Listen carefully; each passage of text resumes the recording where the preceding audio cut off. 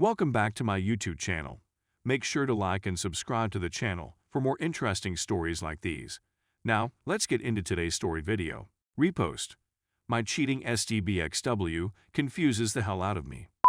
I originally posted in the relationship section, but it was advised that I move it here instead. In response to my post there, I got some comments and I'd taken on board a lot of constructive advice about what I did wrong and how I might do better in the future. Aside from that, I've gotten some advice on how to deal with my wife and get to a position where we can be wonderful co-parents, but I'm still unsure of how to go about doing so. In my opinion, I'm still attempting to determine what to do next. The original article was written as follows, and as a result, I'm truly bewildered. I've read a great deal on these sites over the course of many days, yet I'm still a bit befuddled. I just found out about my SDBXW infidelity around 7 months after it happened.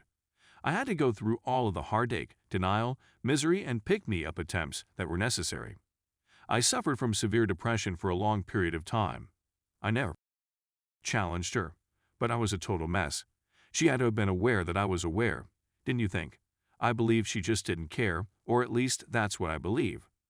I was through with it all around 2 or 3 months ago. I was done with her, I was done with the marriage, and I couldn't care less about anything else. I completely ended my involvement in the relationship and started making plans for my divorce and new life. As much as I could, I attempted to avoid my wife's company by staying away from the house while she was at home. My role in the dialogue would be non-existent, and if she were to ask me a question, I would just react with yes, no, maybe, or I don't know. Is it true that even the fees of the divorce counsel were made public? She had to have realized I was checked out and getting ready to divorce since she didn't say anything. Kids even approached me and inquired about what was going on, as if they were able to discern what was going on. I even gave the infamous "we both love you" speech at a wedding. Various phrases such as "it's not your fault that grown-ups can't always be together" and similar phrases are used. She was in the room and must have overheard me chatting to the kids, don't you think? She didn't say anything and didn't raise her voice in opposition, so I perceived her silence as assent. To be more specific, I bumped into a girl I used to know in high school before I met my wife a few days ago. We'd always had a difficult dynamic in our relationship. I believe it has something to do with chemistry. Even though we were flirting and being touchy all the time, we never did anything about it. We'll call her Monica since she resembles me of the actress Monica Bellucci. When Monica and her family relocated before I had the resolve to intervene, it was something I regretted for a long time. However, I was inexperienced, self-conscious, and dumb at the time. Actually, it's been a long time since I've given much consideration to Monica. It's been a long time since I've seen her. However, the animosity that existed between us was immediately apparent when we first met, even more than I remembered, and communication was straightforward. After telling her about the difficulty with my STBXW, she graciously extended the invitation. I told her I wanted to be officially divorced before we started dating, and she agreed. Monica was certain that I would not cheat, so she provided me with her phone number and asked me to call her as soon as I completed the tasks I had been assigned. She told me that she had never married and that she was looking forward to reestablishing contact with me. I couldn't have been happier. I was obligated to approach my wife and apply for separation and divorce as a result of the incident. When I arrived at my house, I was thrilled and immediately sat down to wait for my wife. When I invited her to sit down and informed her that we needed to talk, I was honestly beaming like a loony-tongued fool. I confessed to her that I had been aware of her adultery for a long time and that I believed she was aware that I was aware.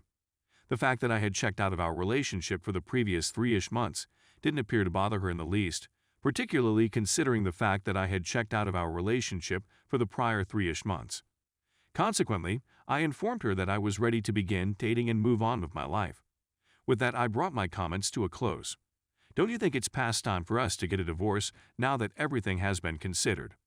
Her remark came as a huge surprise to me. She burst into tears, and it wasn't just any type of crying. Something like it had never been heard before. It sounded like a soul-cracking, furious scream. In her justifications, she begged for second chances and claimed that the affair had been completely pointless. We may be able to correct this situation if we seek counseling, etc. I was taken aback since I had anticipated her to be happy.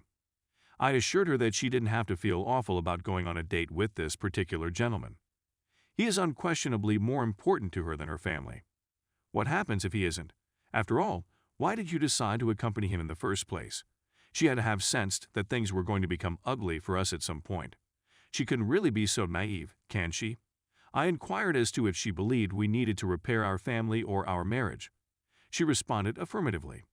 That would have been 7 months ago, prior to her having an affair with another man. It's too late now. The system is irreparably damaged. I was under the impression that we were having no problems in our marriage. The fact that she didn't talk to me and that I'm not a mind reader meant that I couldn't figure out what the issue was. Since the beginning of her courtship with the other person, she must have had a nagging feeling that something was wrong or that something was missing. Is there anything so horrible that just talking to me won't be enough to repair it? She couldn't have been satisfied with our children growing up in a broken household if anything had been so insufficient or inappropriate. If this is not the case, why are you doing it? I explained clearly and gently that there is no way for her to make up for the misery and suffering she has caused me over the past 7 months, and that there is no way for her to make up for the agony and suffering she has caused me over the previous 7 months. That which brought me to this state of indifference was the anguish she imposed on me in the first place. Or, to put it another way, I loathe her guts. I'm only trying to be nice for the sake of our capacity to co-parent our children in the future. Because no one who cared even a little bit for someone else would put them through this kind of anguish. I told her that I didn't believe she ever cared about me. In the way in which she betrayed them, they would never do the same. She has no worth or credibility when she tells me she loves me, yet her actions indicate another sin in a clear manner. At this point, she had become completely incoherent, and I couldn't make any sense of what she was saying or how she was feeling. In the end, it was necessary for me to contact her sisters since everything was a jumbled mess, because I wasn't going to be able to look after her.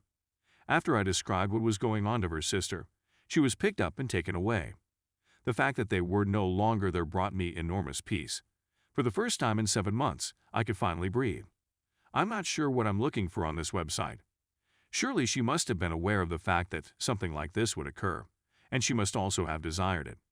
She can't possibly be that naive as to assume that her actions and the decisions she made are appropriate. Was there any possibility of anything other than divorce and a destroyed family? She is beautiful and educated, and our marriage was going well until she started having an affair with another man. Is it true that I've embraced the fact that life changes and moved on from that experience? Now she's behaving as though she had feelings for me. Is it possible that she wants us to remain married and have a family? What could possibly be her motivation for being embroiled in such a huge trauma at this time in her life? What could she possibly benefit from this situation? She couldn't possibly have expected us to try to make amends at this point in time, could she? Would she be able to pull it off? Do you think this is some kind of ruse? I'm absolutely baffled as to what it is. I have a lot of evidence of her adultery, and I live in a European country, so she will not be entitled to alimony or anything like that. Is it possible that this is the case? Is she concerned that I may expose her? Is it possible that this is the case? The reason why she does this is because she wants me to feel sorry for her and hence not inform anybody about what she did. Perhaps she is concerned that I will become his wife since her AP is married. Just can't seem to get my brain around it. Regardless, I just wanted to get this off my chest. I had hoped that printing it would make more sense, but I'm still as bewildered as I was when I started my ranting spree.